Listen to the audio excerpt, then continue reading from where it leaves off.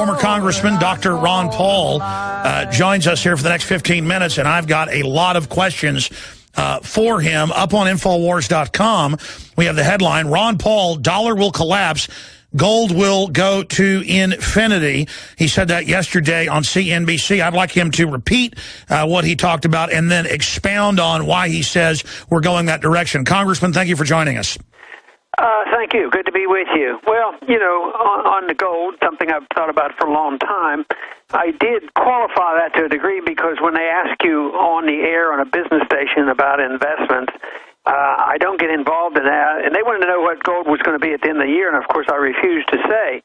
But I said on long term, all paper currencies, you know, self-destruct. That means gold could go to infinity, and this would be very destructive.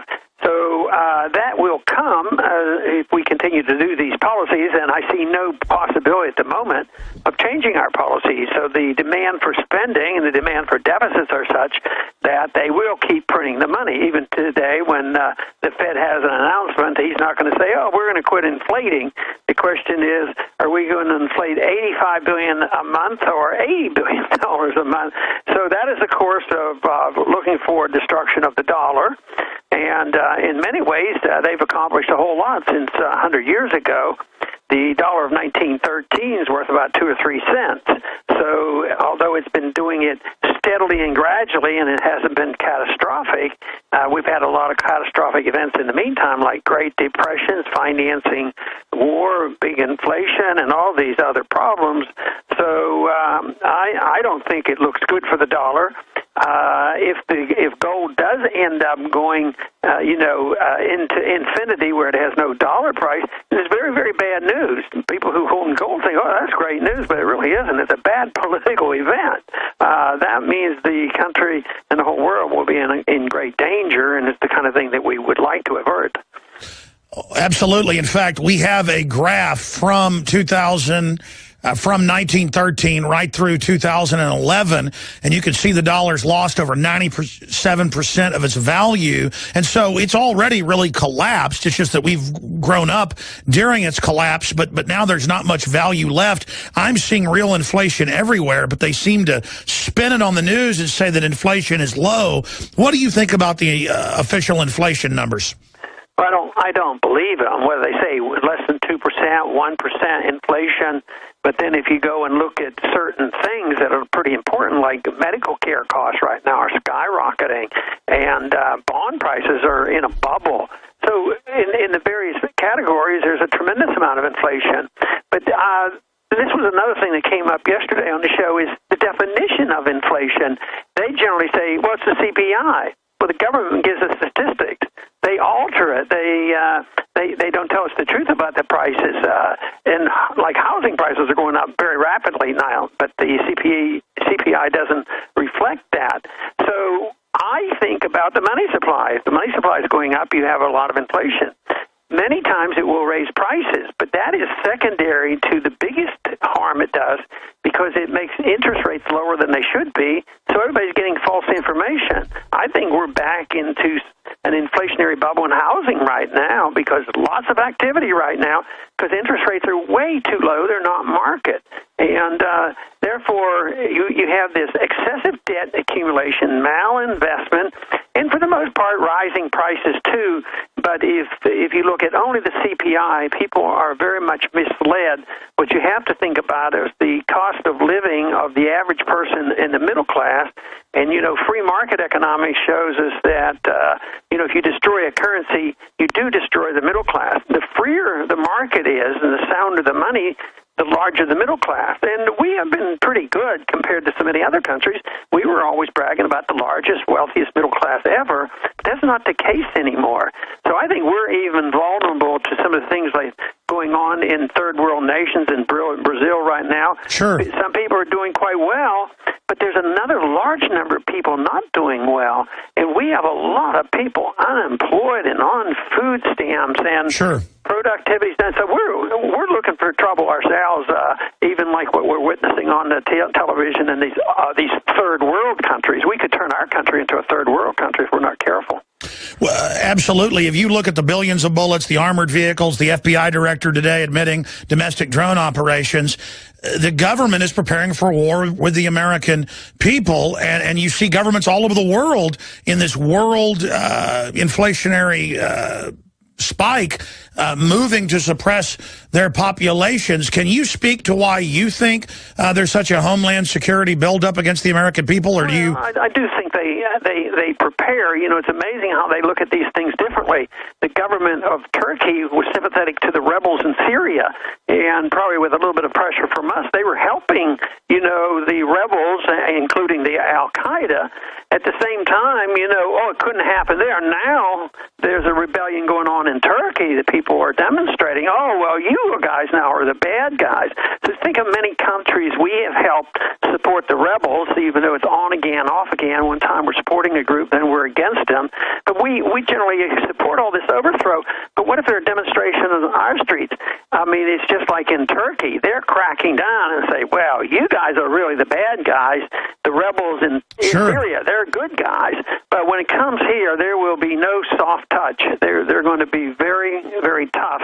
And they might not say that we know it's coming or they're planning it, but it's a contingency, and they are prepared to think that if enough people get annoyed enough to start demonstrating, and I know there's a lot of people very angry because there is this division of wealth right now. The rich get richer, and those that have influence in government and laws and part of the Federal Reserve System, they do quite well. But the number of people who are suffering are growing, and I think that will probably continue.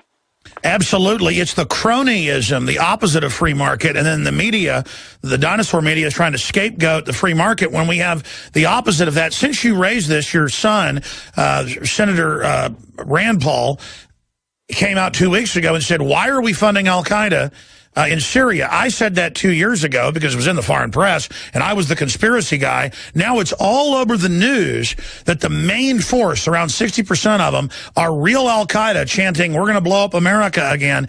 And, you know, my point is, when I say inside job, the media spins it. I mean, why does the military and industrial complex create Al-Qaeda, create the Taliban, fund them? Now they're funding this group. And then when they attack us again, they'll take my rights, your grandchildren's rights away. I mean, how outrageous is this that the TSA wants to stick their hands down our pants, Dr. Paul, but then, meanwhile, our government's funding Al-Qaeda?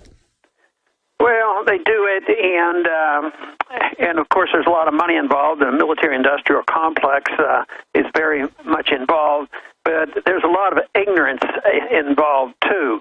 The Al-Qaeda, you know, if they were serious about this, they'd ask a question, why do so many people want to attack us? They never ask that. They just say we have to have this global war on terrorism. It's forever, and what we have to do, we have to stop it. But how do they stop it? By taking away our freedoms. We send kids overseas to fight wars that are unconstitutional, to save our Constitution, and also to protect our freedoms. And here at home, they're doing exactly the opposite. But they never ask the question about why, and what's the incentive, what's the motive?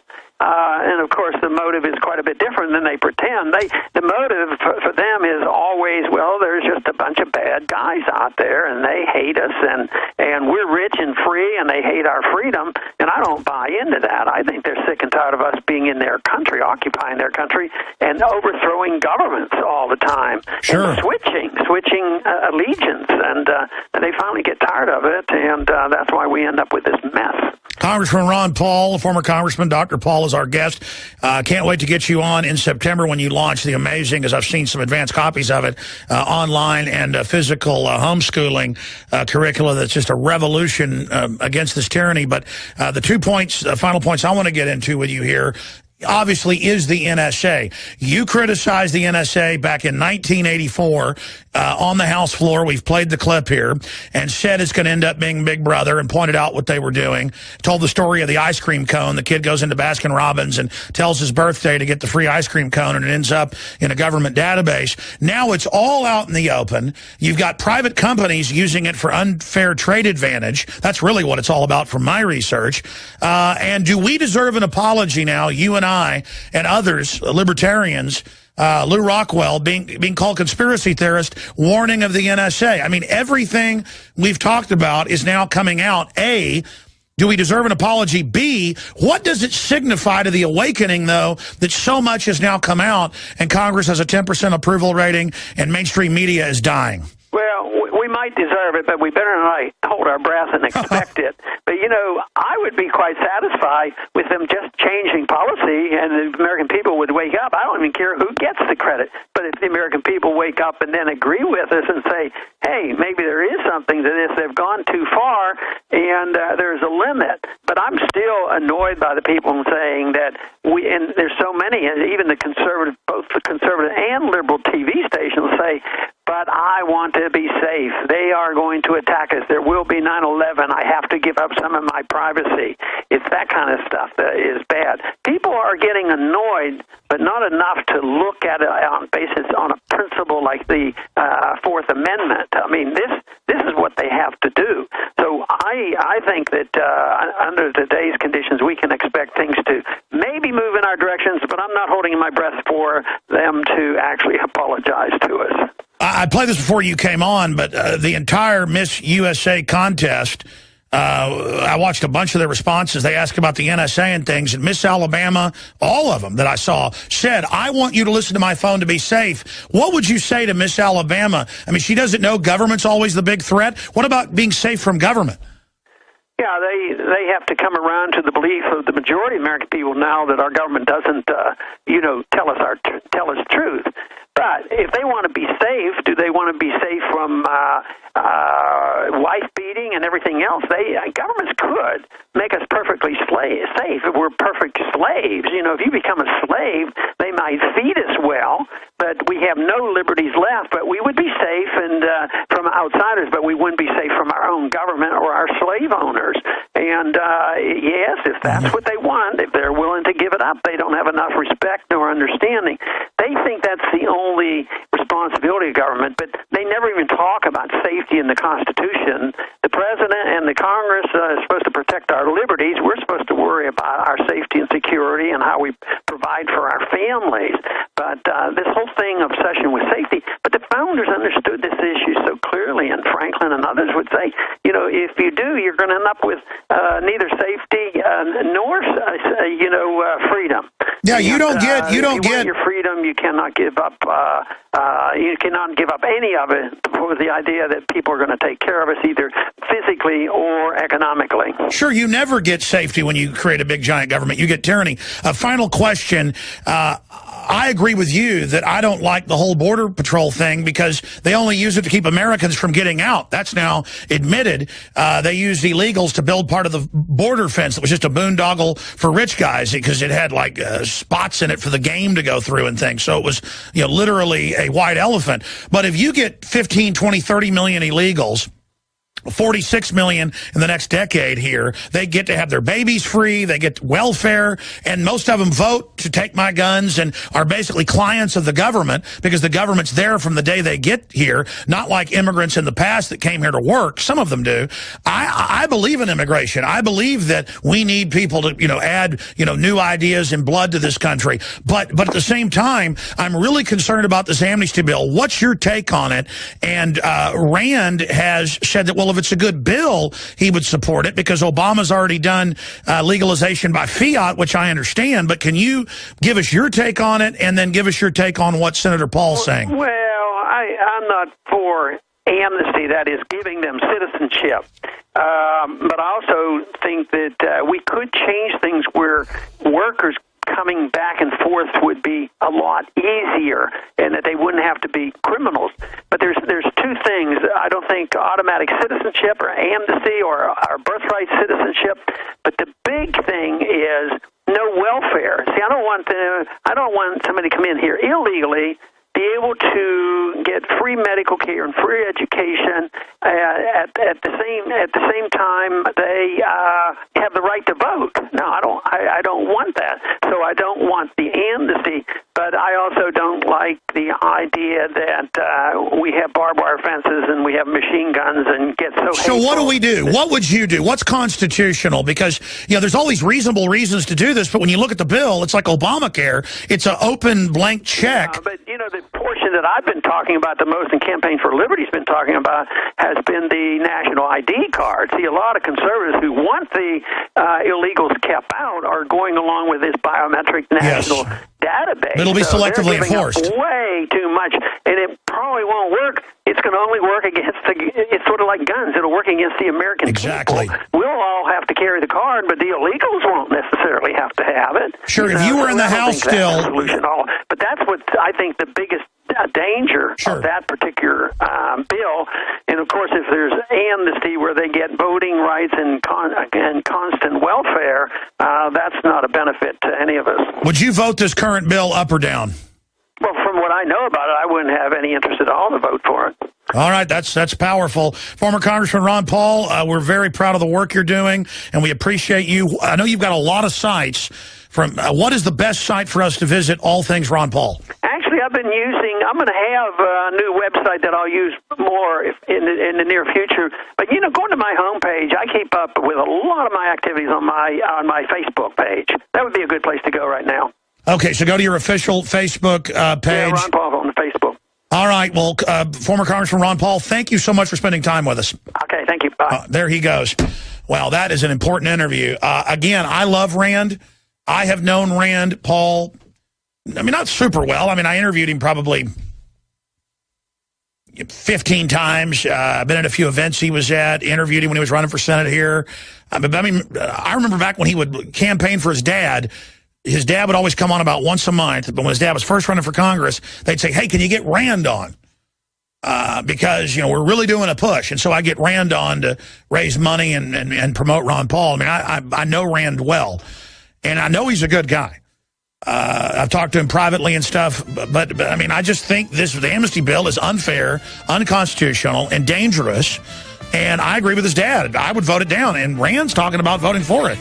And I hope he's just playing politics, because he's done that on some things. There you go. His dad would, right now, the way this is, vote it down. And that's why I love Ron Paul. He just does what's right, what's constitutional, what's fair. Doesn't play politics. We'll be right back. Stay with us. Now you can watch Alex Jones live at Infowars.com/show. You'll find links to all of our content there and a free 15-day trial for Prison Planet TV. You can also browse the network, the InfoWars Nightly News, and over 60 movies and documentaries all together in one place. You can watch the Alex Jones radio show live as it happens. So check it out, Infowars.com/show.